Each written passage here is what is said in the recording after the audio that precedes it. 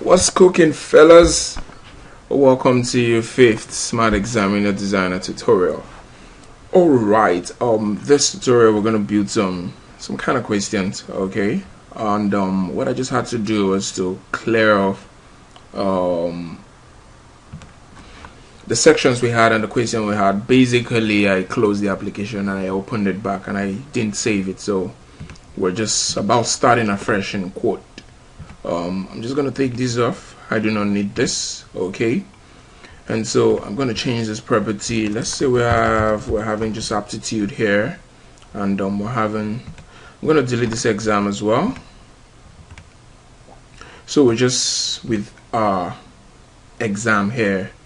One thing I would also do is to change a couple of this to. Let me just change it back to the default.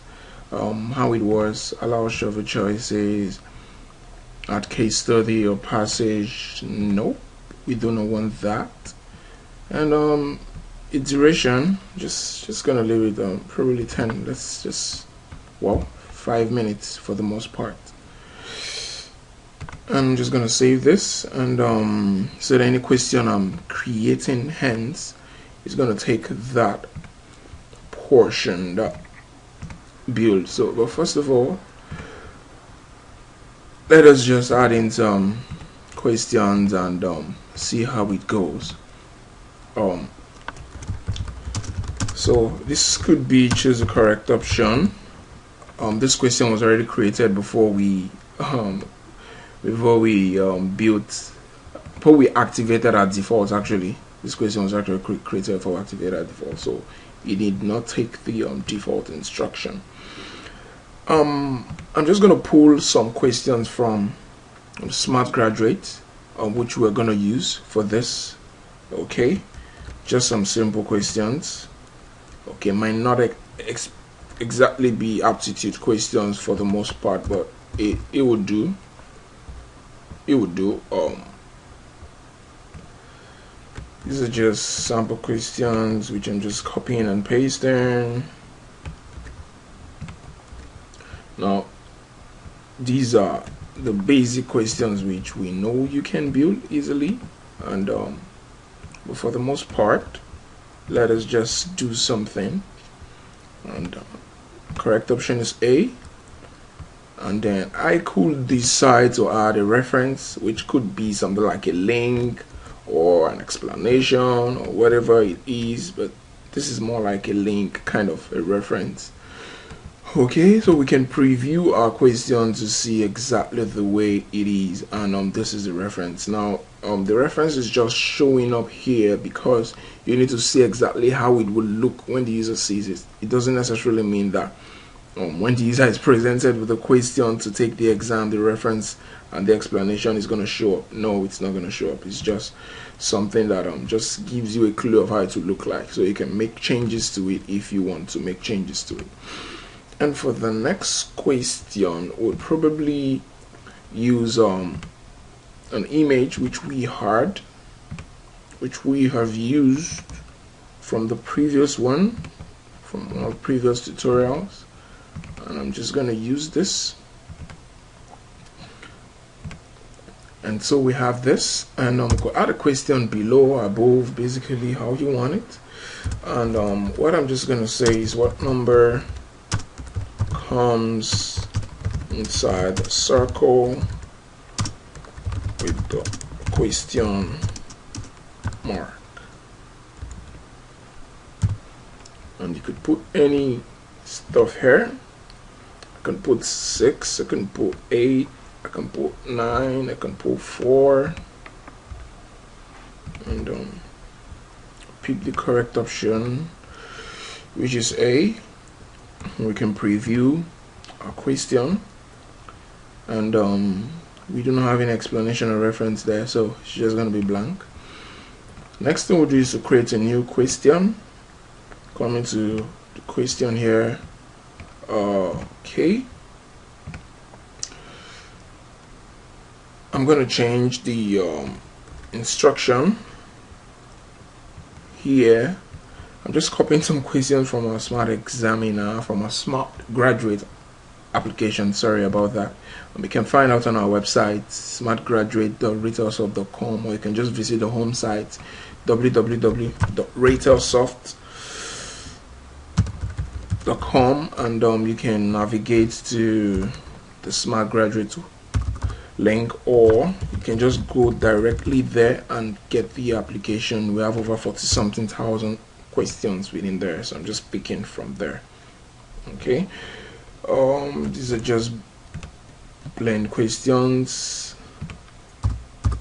Do not mind me, okay? I'm just trying to make this faster.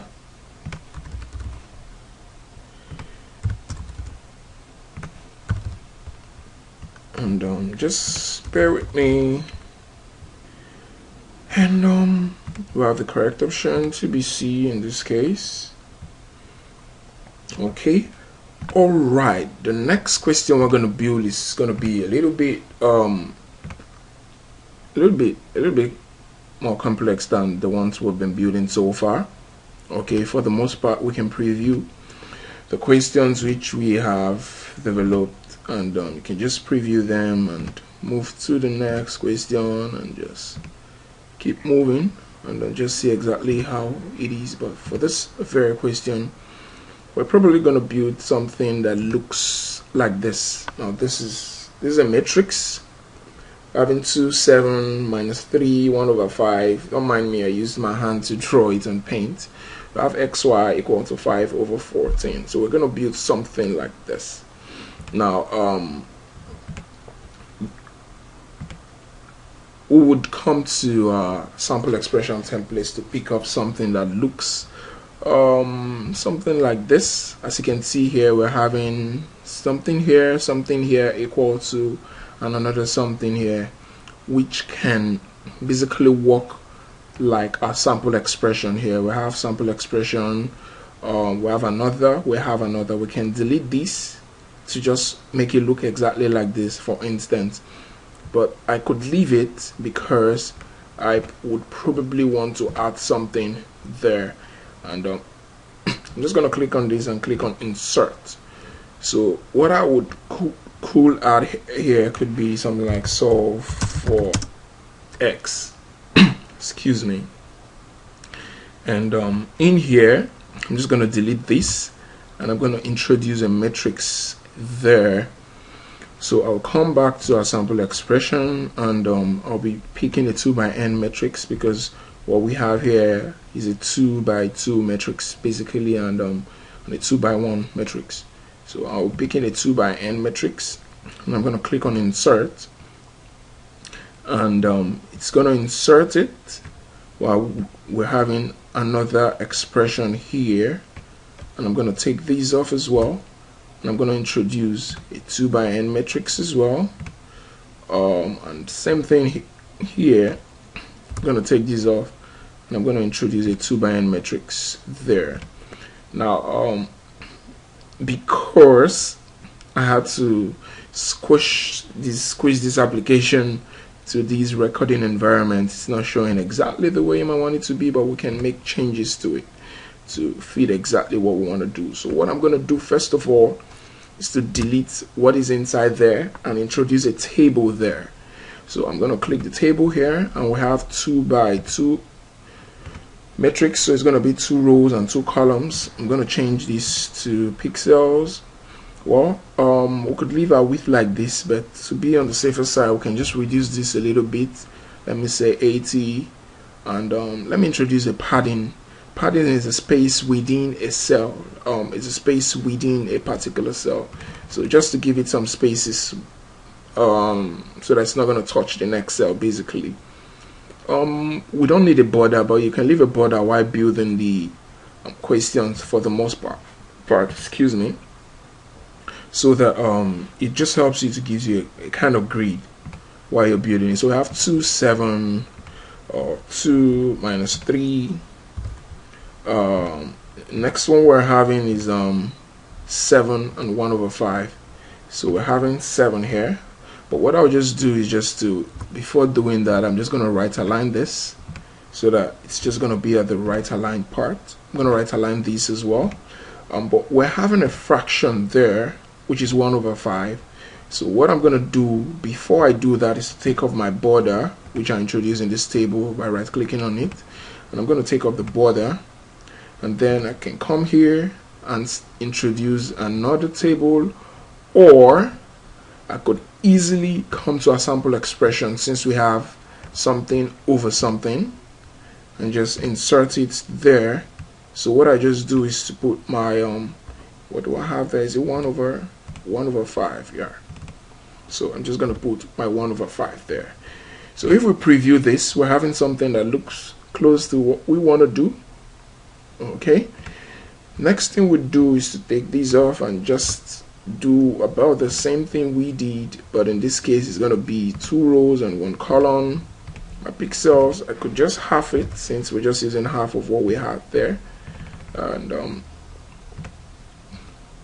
there we have it. What we have is X and Y. I have X and I have Y. I'm just going to highlight the 2 of them and center align it, and probably take off my table border, and I could reduce this width to, let's say, 30. I don't know. Still works out fine if we preview. You can reduce the width further, okay, to make it look exactly the way you want, but you get what's happening. I'm just going to change this pixels and 20, 5, take off the border, and I'm having 5 and 14 there, 5 and 14. I'm going to highlight the 2 of them and center align it. And so we have a question in here, so you can modify this a little bit in the equation to just look exactly the way you want. And there we have the question. Okay, I'm just going to introduce some values to it, not necessarily exactly the answers to it, but just to complete this question very well, because we'll probably be exporting this to our SmartExaminer manager, and I would have to provide answers to this if I have to export it. Now I have not provided an option for this. If I try to export this exam, okay, if I try to export this exam, say the description of the paper cannot be blank. That is because we activated this. So what we'll do is to take it off. If I try to export it, it tells me the correct option for question 4 has not been set, so I need to set this, which I'm just going to use as a C in this case. But now if I try to export it, I can export it. So what I'm just going to do is to, first of all, before I export it, let me change this code, and I'll change the exam. I'm just going to call it tutorial exam, and I'm just going to call it Rateltut. And now I can export this because we would want to identify this properly. And so I'll have my tutorial exam. I can save it as any name, and now I can export it. Now this file I'm exporting, this is exactly the file I would import to the SmartExaminer manager. Okay, you can still have your project file and click on save on your project, and you still have your project exactly the way you have it, and you can make changes to it later on. Okay, but the exporting, when you export, you can right click and export to file, or come here and say export exam. Okay, but the one you exported, that is the one you would use in the SmartExaminer manager. I'm just going to take changes to 5 and resave it because we don't want a long exam. We're trying to just do a test. I'm going to resave this and re-export it. Okay, I'm going to re-export this exam. I'm going to overwrite it. Yes. And thank you very much for watching this tutorial. That's about it for SmartExaminer Designer. If there are other things we need to introduce, you'll be informed. Thank you very much for watching. You can now move on to watching the SmartExaminer Manager.